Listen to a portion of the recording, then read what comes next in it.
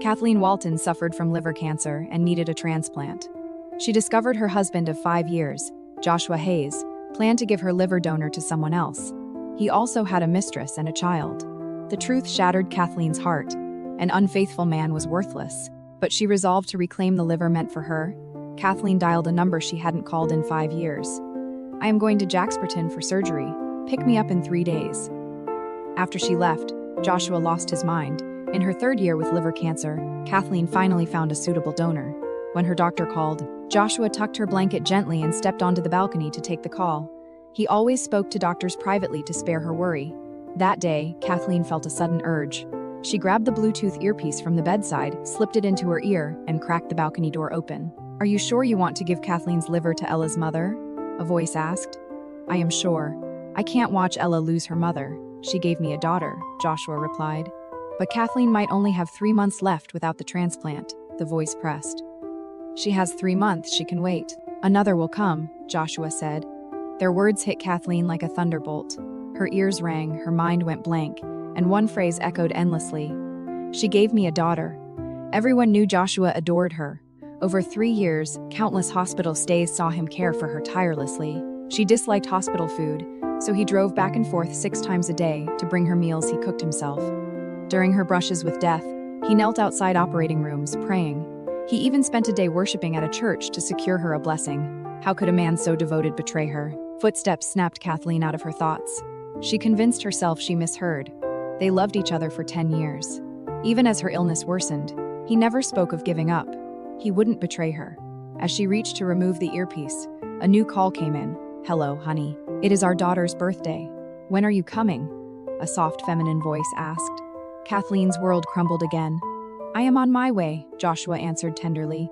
"Daddy, I want that Barbie doll we saw at the mall." A child's voice chimed. "I already got your gift." "Sweetheart, wait for me," Joshua said.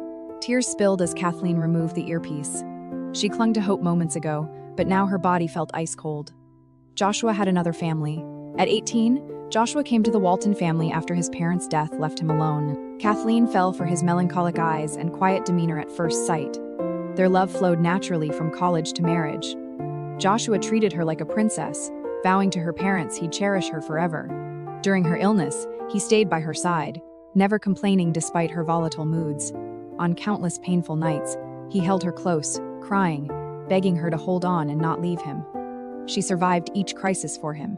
She thought a transplant would bring light after darkness. She never imagined a worse hell awaited. "Why are you crying?" Joshua asked, rushing in. He set down his phone and pulled her into his arms with concern. "Are you worried about the surgery?" "It is okay. I just spoke with Brennan. Once the donor passes, we'll schedule it. You'll be fine." Kathleen felt dazed. This man seemed as caring as ever, without overhearing. She might never have known how deeply he deceived her. "Rest now. I have urgent business at the office." "I'll be back soon," Joshua said. Kathleen instinctively grabbed his arm. She never doubted him before, but was he really going to the office? "Can you warm me a glass of milk?" she asked softly. Joshua smiled, touched her head fondly, and left the room. Kathleen's hands trembled as she unlocked his phone. The password, her birthday, never changed. She checked his call log. It showed a call with Manager Brown 2 minutes ago. She knew that wasn't Brown's number. Pain gripped her chest. His lies were so clumsy. Yet she never suspected. "Here, sweetheart. It is a bit hot, so wait before drinking." "I am in a rush, so I'll go now," Joshua said. He kissed her forehead and hurried out. Kathleen sneered. He couldn't wait to leave. 10 minutes later, she opened her phone's GPS. She never tracked him before, almost forgetting he installed a tracker on his car to give her peace of mind. Now, it felt like a cruel joke. Her eyes widened at the location. His car was at her parents' villa. 3 years ago, a car accident killed her parents instantly. Kathleen survived but was diagnosed with cancer. She nearly gave up, but Joshua's constant presence kept her alive. To avoid painful memories, he moved them to a new apartment. She hadn't returned to her parents' home in years. Why was he there? She remembered installing cameras at her parents' villa. When the footage loaded, Kathleen froze. The villa looked unchanged, but her parents were gone. A woman and child moved through the space instead. "Daddy, you are here." A girl, about 4 or 5, ran into Joshua's arms as he entered.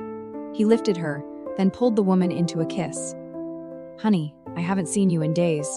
I thought you'd missed Tara's birthday," the woman said, sniffling. She just got out of the hospital. I came as soon as I could. Don't be upset. Look what I brought, Joshua said gently. He handed the girl a Barbie doll set and gave the woman a jewelry box. Kathleen recognized it instantly, a limited edition necklace from a luxury brand. Joshua promised to buy it for her birthday in 3 days. Now, he placed it around another woman's neck. Kathleen's heart felt carved apart, lash by lash. He kept her from her parents' home not to spare her grief, but to hide his mistress there. She told herself to stop, but she couldn't. She opened older footage, stifling sobs as grief overwhelmed her. Joshua and the woman fucked in her parents' home, on the sofa where she once lay, in her mother's favorite kitchen, on her father's favorite rocking chair, even in their old bedroom. Their wedding photo still hung on the wall, mocking her as their affair tainted every corner. Kathleen's tears turned to bitter laughter. The sordid images screamed. She was a fool, played by everyone. She wiped her eyes and called her aunt. Ellen, I changed my mind.